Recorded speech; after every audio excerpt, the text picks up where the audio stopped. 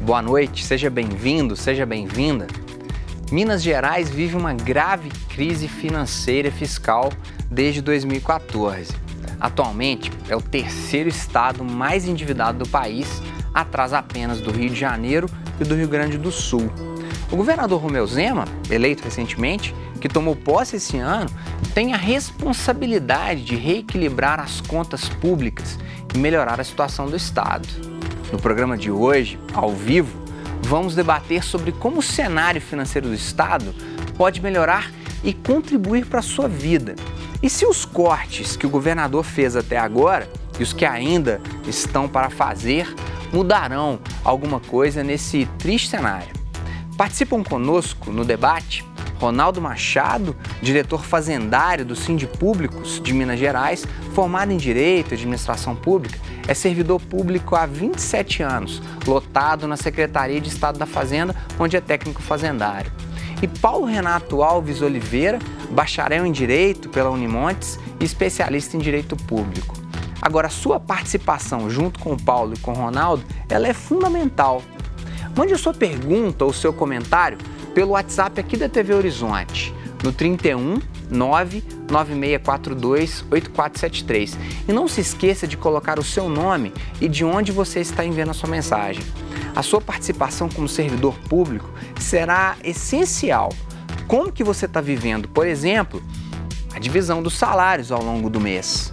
Não deixe de mandar a sua opinião e o seu recado para a gente. Paulo, Ronaldo, todo briefing do Horizonte Debate eu digo que a opinião das pessoas que chegam até aqui é importantíssima. Paulo, o que aconteceu que um estado riquíssimo como o nosso quebrou ou quase quebrou?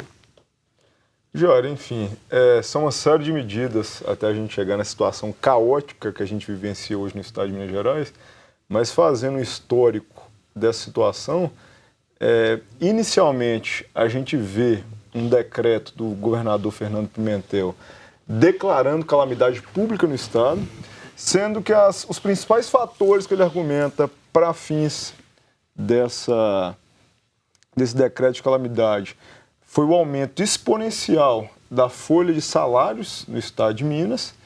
Ele atribui isso também, dentre as justificativas, a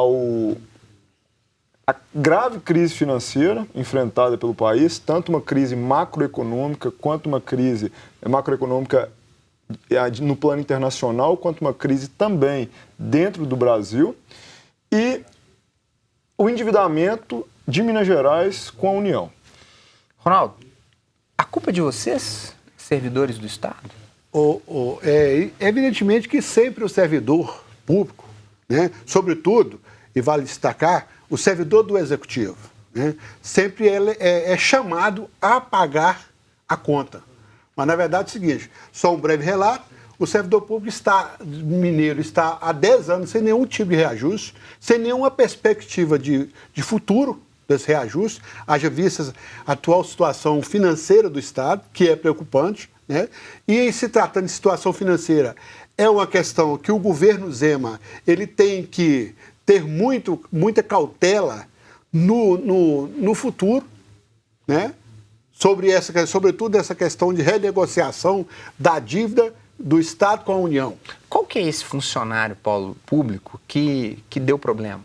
É o Ronaldo, que é um funcionário concursado do Executivo? Não, na verdade, o diagnóstico seria o aumento do número de servidores dentro do Estado de Minas Gerais, juntamente com algumas leis quanto ao piso para os professores, inclusive que o Estado de Minas não paga o piso salarial aos professores. Entretanto, houve um incremento na remuneração de professores, um aumento do efetivo de policiais, que a gente sabe que ainda é insuficiente para a questão da segurança pública de Minas. Entretanto, esse aumento do efetivo de policiais, professores e outros servidores públicos, que a gente sabe aqui da importância de valorizar os professores e os policiais, mas o governador Fernando Pimentel aponta que enquanto houve um aumento de quase 300% da folha salarial do Estado de Minas Gerais, a receita aumentou apenas aproximadamente 100%. Mas onde que estão esses funcionários excedentes?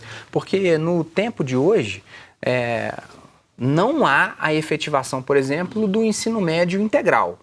Então, falta funcionário para uma questão tão importante. Sabemos do déficit de funcionários da segurança, da educação e da saúde pública. Sim. É importantíssimo colocar isso. Aonde que está esse excesso dessa folha que inchou demais, Ronaldo, e que fez a bancarrota do Estado? Eu acho que jamais podemos culpar a questão do servidor público, seja ele da educação, da saúde ou da segurança.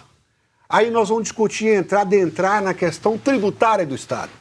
Veja bem, nós estamos chegando nos 100 dias de governo do novo governo de Romeu Zema. E ele tem pronunciado muito em cima da despesa, de total importância. Mas até o momento ele não apontou ainda sobre a questão da arrecadação, de como ele pretende aumentar a arrecadação. Eu digo isso porque a política tributária de Minas Gerais dos últimos anos passados, ela tem sido uma política tributária ultrapassada, que baliza em cima do crescimento das tarifas públicas de Minas Gerais. Ou seja, energia elétrica, comunicação e combustível.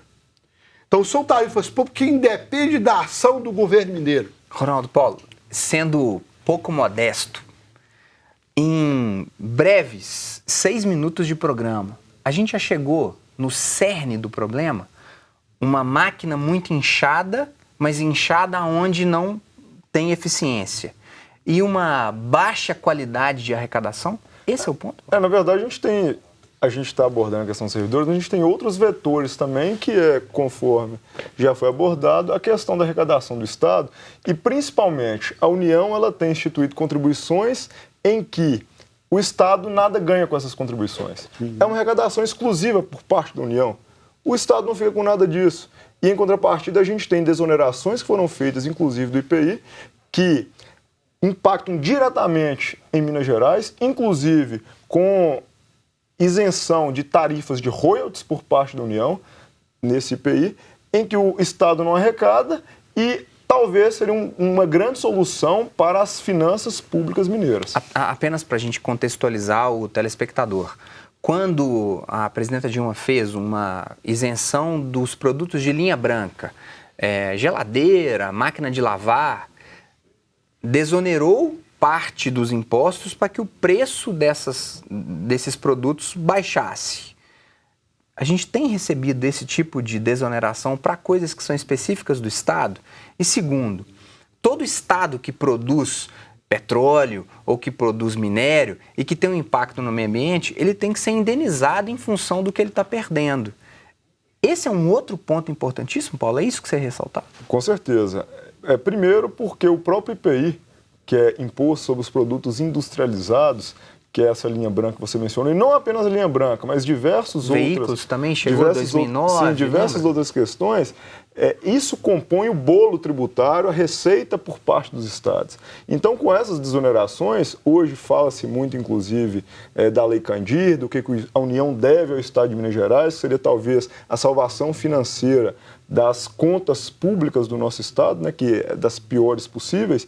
Então, essas desonerações prejudicaram muito a arrecadação do Estado de Minas Gerais e, inclusive, as desonerações elas continuam ocorrendo, inclusive, com royalties do minério, a base da nossa economia. Sim, né? Tem alguma ideia, Ronaldo? Olha, a questão das desonerações, não só que o IPI é um imposto federal, mas aqui no estadual nós temos também os chamados benefícios fiscais e os RETs, que são regimes especiais de tributação, que são concedidos, na maioria deles, né, sem uma avaliação técnica precisa.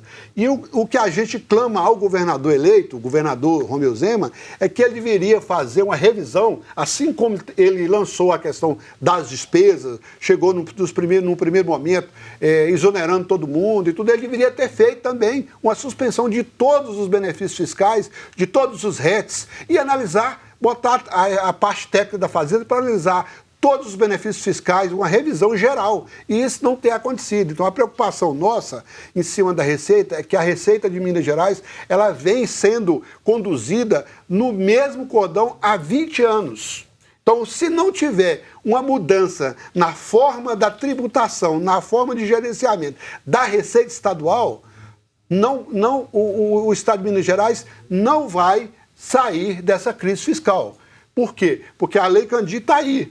E o governador, ele parece que ele não reconhece a importância que é essa renegociação em cima da Lei Candir. Ele está priorizando a questão da renegociação com o governo federal, mas é uma negociação que, no nosso modo de pensar, ela não vai trazer nenhum benefício ao Estado, porque em 2017 já houve uma renegociação, já houve um alongamento da dívida do Estado com a União.